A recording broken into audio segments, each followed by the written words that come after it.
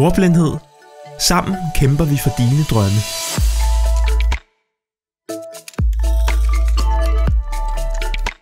Det, som vi kalder ordblindhed, betyder ikke, at man ikke kan se ord.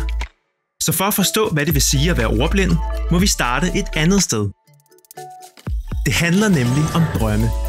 Magnus, der går i 3. B, elsker at fortælle storslåede historier og drømmer om at blive forfatter og skrive en bog. Aisha går i 6. klasse. Hun er meget social og elsker at være sammen med sine venner. Hun drømmer om stor social anerkendelse, måske som blogger eller YouTuber. Tobias fra 9. er skrap til computerspil og elsker at rode med motorer. Han drømmer om en dag at blive mekaniker. Men når mennesker følger deres drømme, uanset hvor store eller små de er, så støder de på udfordringer.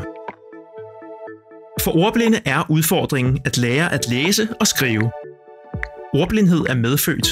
Det kan fx vise sig ved, at man har svært ved at lære sig bogstaverne og deres lyde.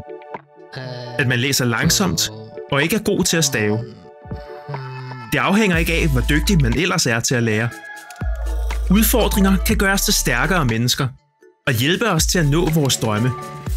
For at blive bedre til at læse og skrive, må du øve dig rigtig meget, og det kan være vigtigt ikke at sætte for store mål til at begynde med. Et hvert skridt skal nemlig kunne føles og motivere dig. For at gøre fremskridt er det også vigtigt, at du får hjælp og støtte fra de voksne i skolen og derhjemme. Og jo yngre den ordblinde er, jo større indflydelse har forældre og andre voksne på de tanker, den ordblinde kan have om sig selv. Også de digitale værktøjer gør det nemmere for dig at takle læse-skrive-udfordringerne. Ved flittigt brug af lydbøger, oplæsningsprogram, skrivestøtte og tale til tekst, kan du opnå resultater, der før i tiden virkede helt utænkelige.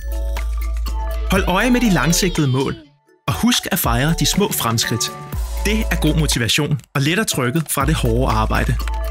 Snart vil Magnus, Aisha og Tobias møde nye udfordringer, for sådan er det med livet.